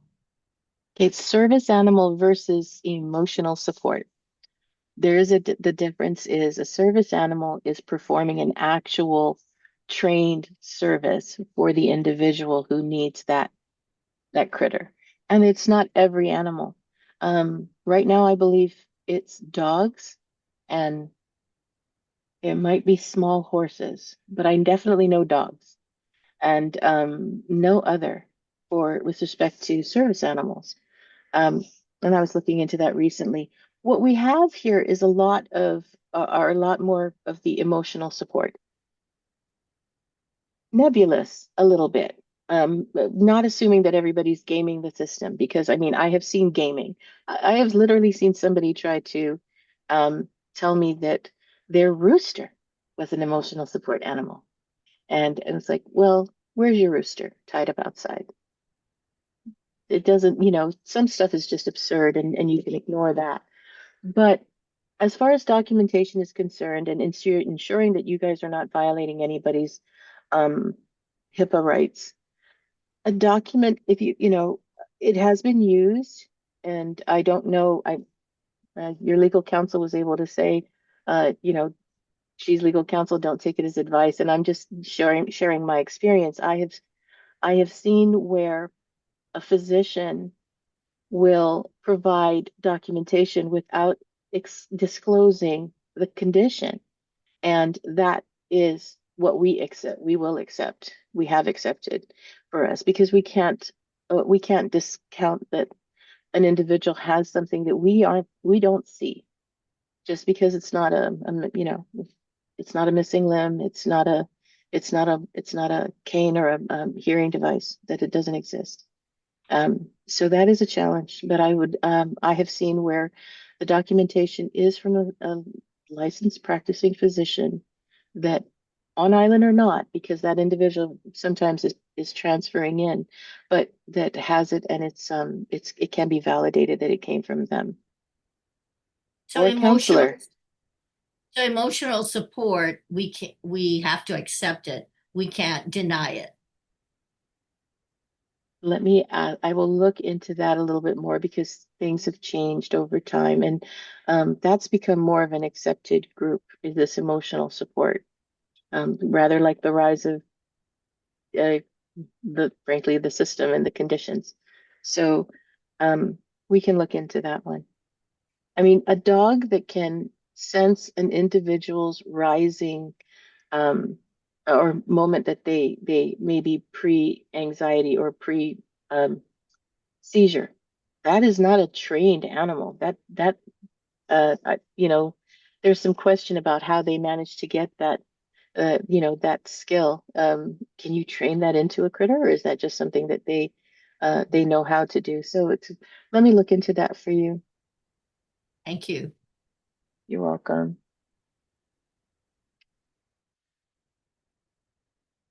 Angeli Antonito? Hi. My question is about familial status. That's the one with the kid, right? Yes.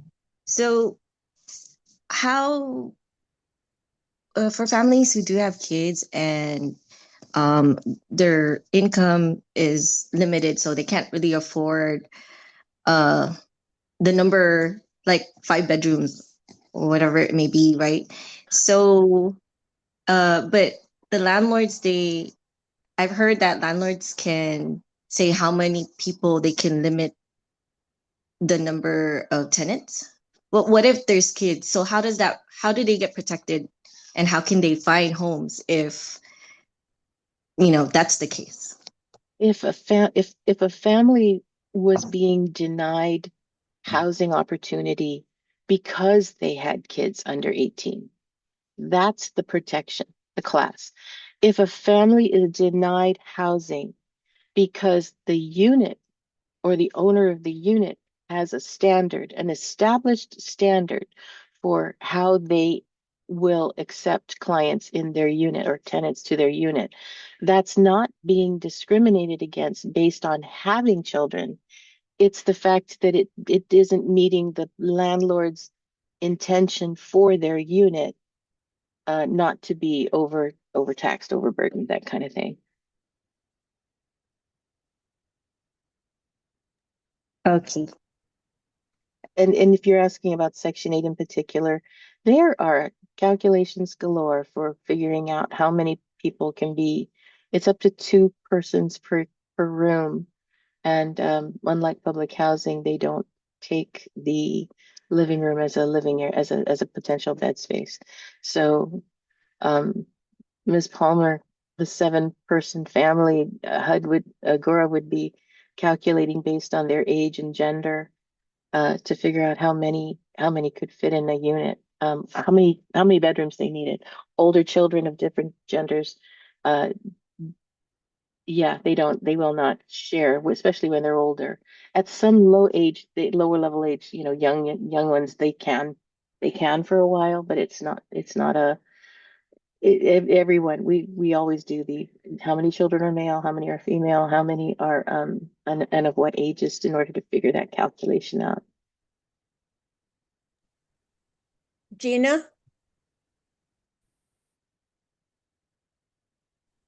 Wait, let me make sure I remove this. Kathy, thank you for joining us. I know you're swamped, so you being here means a lot to all of us. My question isn't it's not regarding the SOI. I think that's pretty clear. My question really is so that you could put this on your list.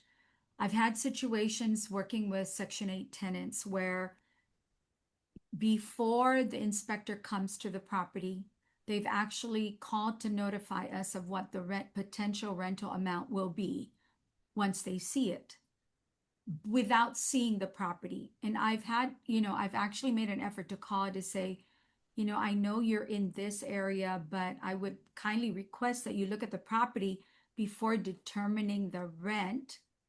And I want to know, are they following a guideline that just says if you're at this area? Well, I want them to go over the guidelines with us so we understand a little bit more clearly how they're determining rent without inspecting the property first, because that's happened to me twice where we were told what the rent would be before they inspected the property. And on one occasion when I called, they actually said, well, if you don't accept the rent, we're not going to come and do the inspection this afternoon. We'll just cancel it. And I can't even determine value without looking at a property. So I was really confused that your inspectors have the ability to do that.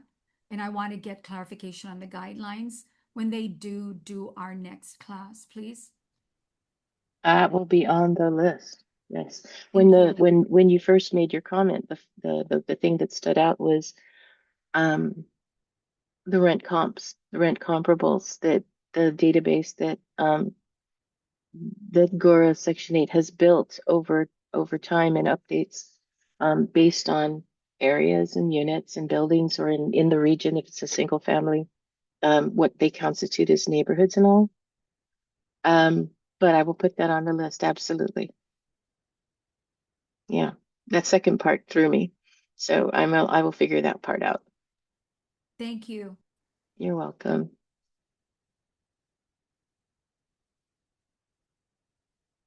Sorry, should we go back to the presentation? Yes. Okay. One more question, if you don't mind. So when you place a tenant, and let's say there's supposed to be 7 of them, but end up later the landlord is complaining because 20 people show up. How do we go through that process of properly evicting them, especially if, let's say, it's Section 8? What do we do in cases like that? Because many of us have heard horror stories that these number of people were approved, but then many other family members are occupying the home as well. The lease is not for 20. The lease was for 7. The landlord, your agreement normally the landlord, I mean, the lease agreements I've seen um, have actually specified who is authorized to live in the unit. And that a family might have other folks visiting for a period, it might get kind of hectic is one thing. But when you know as the owner or the property management, the agent, that this is not that. This is literally a place that someone is gaming the system, be it Section 8 or other. The process of how to notify us, there's a process of notifying, because I've also seen where we would send an inspector out to check the unit, and we would because of information have reason to go and suspect that they were violating the HAP agreement by housing more people in it. But really, it's just a combination of between the folks who are paying on behalf of that client and the landlord to kind of police it to ensure that it's not the case. Some property managers will first hear it from a neighbor, won't they? That something may have happened, or that there's just too many people, or there's weird behavior. First off, weird or suspicious behavior, or an outright violation, the police. Don't call Ghura first. Obviously, if you're worried, if there's a serious situation going on, we will encourage the calling of the police, and that actually might spur the documentation that helps with the landlord or the property manager to deal with that situation. Yeah, it's case by case, but that happens, and we hear it too, but it has to be reported. It has to be reported to us first. If you tell that tenant and that tenant doesn't admit to it, but you have proof of it, then you get to notify us and say, look, you've got a tenant that's violating your HAP agreement, Laura.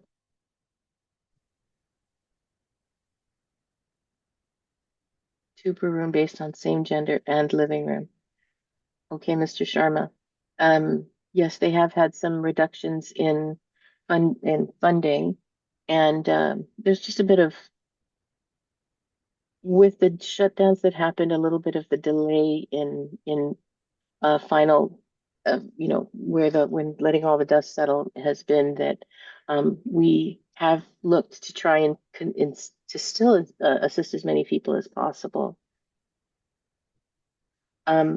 Ms. Palmer, you're right. I did say that. And if they've changed it, I've actually, on the side, I texted Section 8 to let me know what their deal was. I'll figure that. I'll get into that one. I put that note down too. Let's have that for you folks, because Section 8 has gone through some changes, obviously. Kathy, just real quick, because it was on the chat of questions, and maybe I missed it.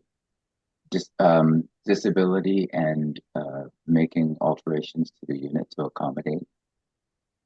Does Ghura pay for that, or does the tenant pay for that, or is the landlord responsible to pay for it? It is not, if the request of the modification request would have to come to the landlord from the tenant. This is not something that Ghura would pay for. The individual, though, could possibly find some assistance from a different organization to put in the temporary modifications. But really, it's the landlord's prerogative whether they can afford it. There is a consideration of what is a financial, and an unreasonable financial burden on the owner to make modifications. And if it can be demonstrated that it's far too, it's more than is reasonable, then if they still want it, your tenant would have to find a way to make it happen, and still address the issue of how to return it to to its condition afterwards, because we wouldn't want them to have an issue where the unit is just permanently changed, and that was never your intention as the owner or the landlord. I did have one organization. They provide rental housing. Their tenant requested a poll like a metal pole in the middle of the room. He walked. Oh, excuse me. The individual has, with some mobility, but wanted stability about halfway through the room. They allowed him to do it with the, excuse me, I did that again. They allowed that to be done in order to meet his needs, but he had to do it himself and remove it afterwards. So how it gets done, you can have standards on how the modifications are done. It is your unit if you do choose to go that way.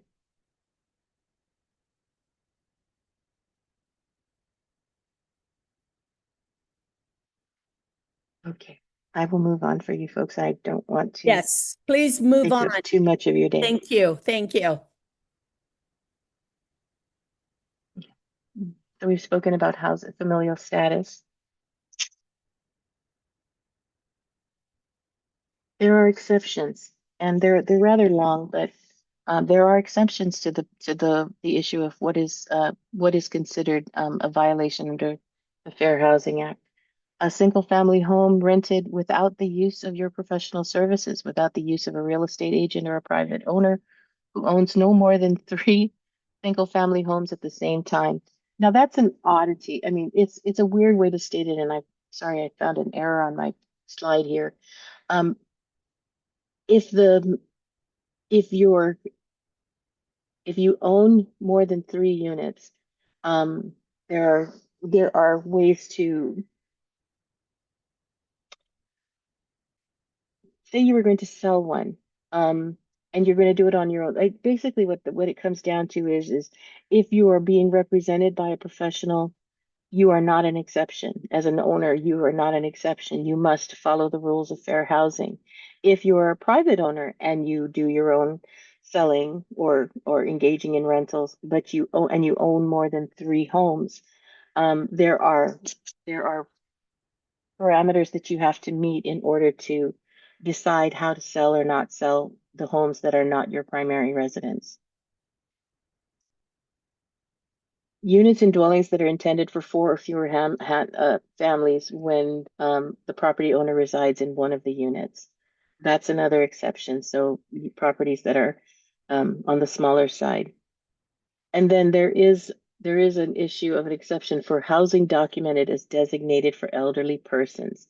There is a standard that a standard and a checklist that the Fair Housing Act provides that decides whether that unit is actually designated for persons who are elderly.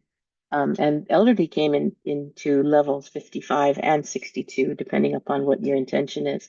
That there though was put into place because there were properties that were only wanted to rent to say, families without children, adults, maybe young couples or older folks, but no children under 18. And that is not permitted unless that you get that special designation as a property for the elderly. Advertising cannot express preference, limitation, or discrimination based on protected classes. And it does apply to your MLS listings, social media, flyers, websites, and email marketing. This is a challenge because I imagine you're trying to, engage people, and you want to use language or expressions that would bring people to your listing, and that it. But there are moments when it might not be what you intended to be based on the protected classes, and that's all we're talking about here, folks. Is just the protected classes. Um, This is a laundry list of potentially problematic phrases. Adults only, no kids, empty nesters, perfect for young professionals. Let's run down the list. A traditional neighborhood. There are lots of ways and contexts that people try. English speakers preferred, foreigners preferred, military preferred, to get to the other question, or the other answer from before. Able-bodied tenants. And flat out, no wheelchairs, not suitable for disabled folks. Working professionals only, that one kind of plays into the SOI question, doesn't it?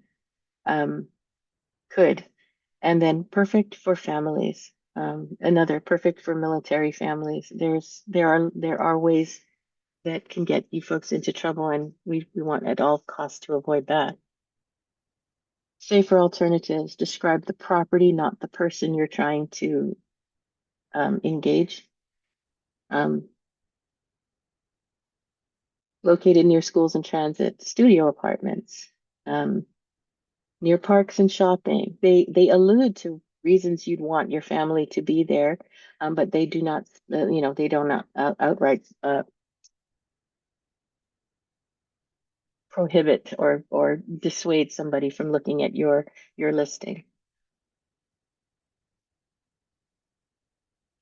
Examples for age. Again, concentrate on the property, not the individual. Not suitable for disabled persons. If you wanted to, if your intention is to inform, then describe the property. It's a second floor unit, stair access only. However, if you get an individual, and I have seen a landlord say no because that individual had a mobility disability, not quite a wheelchair, and they did not want to rent to an individual who said, no, that unit is fine for me, I can handle it. That would be discrimination.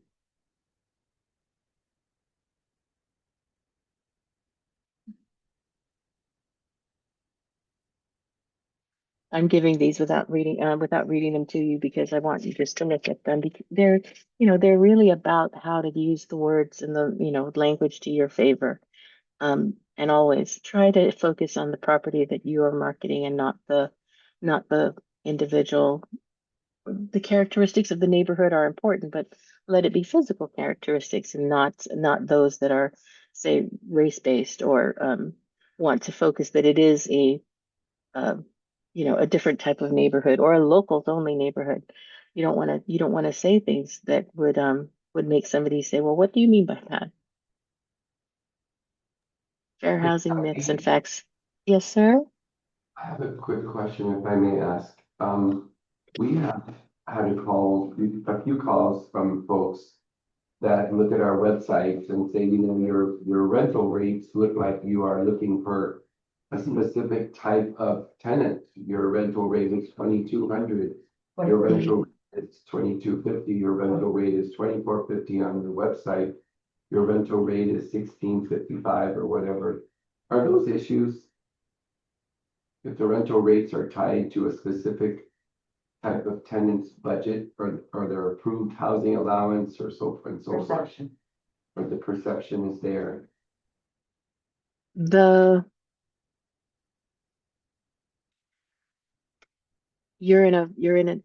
Your profession is all about what the market will bear for that unit. If your units are in the same, are we talking, I'm thinking of complexes, where there's a lot of ability to compare and make that determination of, is this entire building, in the same kind of a market? Then you guys bring up separate owners and people take care of their units differently and market them differently. Is the question that you're shooting for a certain? No, if you put that out and you're entertaining everybody that comes to the door and they know that ahead of time, then, and you stick to it, you're clearly having to stick to that information that you're putting out there. You can market your unit for, if you went out there and said that this is a $5,000 a month unit and you had takers and every other unit in that building was in the same boat, you were using it just to inform, I don't see an issue. That kind of plays into the question on the SOI when it comes to the converse, the high end that the military folks have. Yes, that's right, Deanna. They will see that it's in excellent condition and bears the cost that you're asking for, or the price. But that we've heard it said that the question is what's your rank? Like, well, what's the unit worth, not what's your rank. If they want the unit, they'll pay what its value is, not what they have available. It could, if it was, we see a lot, and we can talk a lot about the section, the folks at lower income, and they've got protections and things. But what are the protections for the folks at the who are trying to rent that unit? But they're all of a sudden their competition is the military, and or two military folks, and one has higher rank than the other. So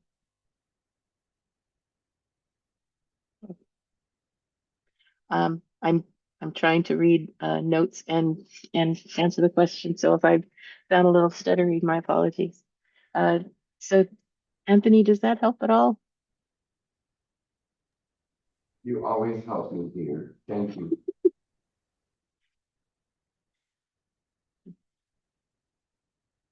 Let me get back. I am at the tail end, folks. I promise. Myths versus facts. Fair housing only applies to landlords. I wouldn't be here if that was the case. It applies to real estate agents, brokers, lenders, and advertisers, certainly. It's okay if discrimination is unintentional. Actually, that's where there is problems. Unintentional, not being aware of fair housing and what has to be covered is not an umbrella cover.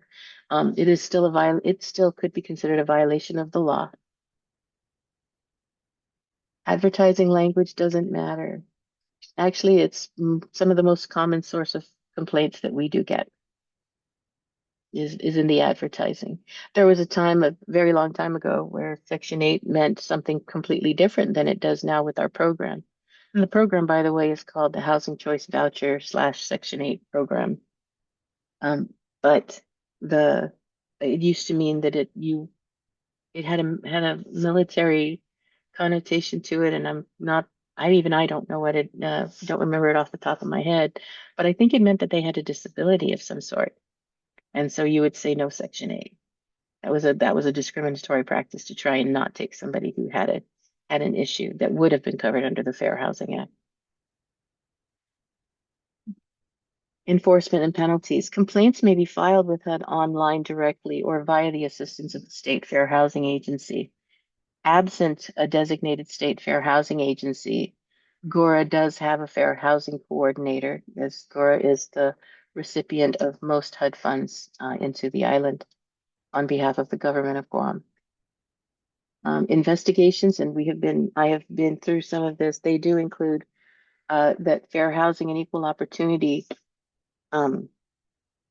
staff, largely attorneys, they will do testing, audits, interviews, they may initiate legal proceedings, depending upon the severity and the length of time that things have been going awry in whatever has been in whatever's been reported as a violation. They will do their due diligence to make sure they understand the situation. And yes, they may result in civil penalties, monetary damages, legal fees, mandatory training. Organizations have also been required to go through mandatory fair housing and equal opportunity training on a regular basis or at a one-time basis in order to ensure that the folks that are carrying out the activities are going to do so compliantly under fair housing.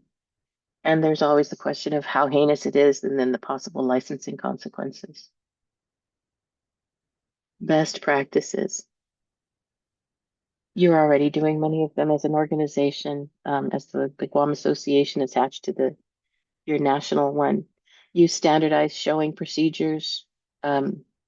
Document your client requests. Documentation will save you in the event somebody comes back to say, hey, they did this for me but didn't do it, or they didn't do this for me but they offered it to someone else. If you got a documented request, that's your protection. Focus on the property characteristics for marketing and advertising, and do conduct, participate in regular fair housing training when you can. This is part of your annual. You do this annually or every few years, do you?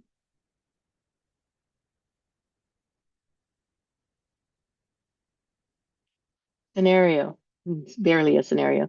The client asks you, can you show me homes in neighborhoods with families like ours? Ask for objective criteria. What are they looking for? And then you can do that. You can do your part of searching properties a little bit more informed. Provide the listings based on features and avoid steering into, avoid steering. Fair housing laws apply to all real estate professionals. Do work to try to maintain neutral advertising by focusing on property features and equal treatment to protect your clients.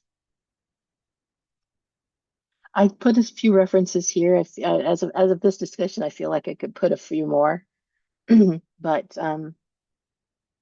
there is some basic information. And with respect to the Fair Housing and Equal Opportunity booklet in 2011, that is the latest one that I'm able to find. Otherwise, any other questions? And I'm Catherine Taitano. Happy to take your questions at all. Hi, Kathy.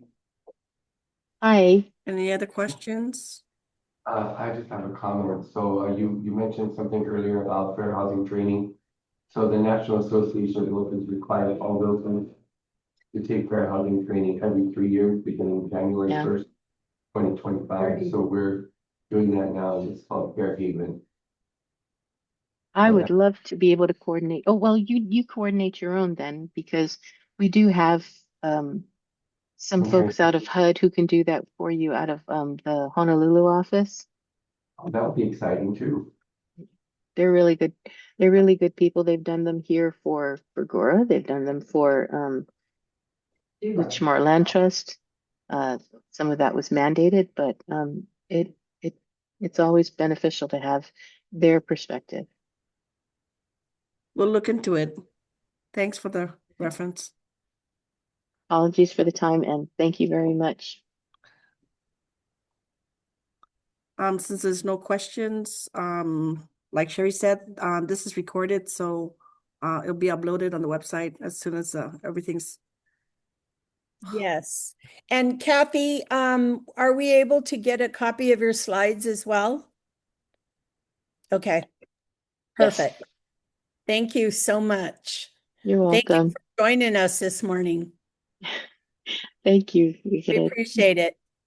And guys, our professional development committee is amazing. Joanne, thank you and your team for putting this together. And as Joanne said, she has several other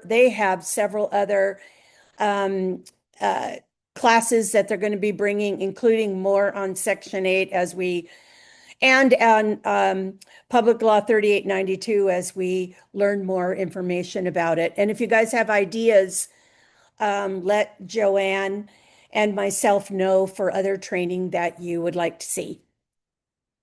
And thank you guys for being here, and I apologize for the crazy error this morning. Thank you, everyone. Have a good day. Thanks, Joanne. Hey, Joanne. Thanks, Joanne.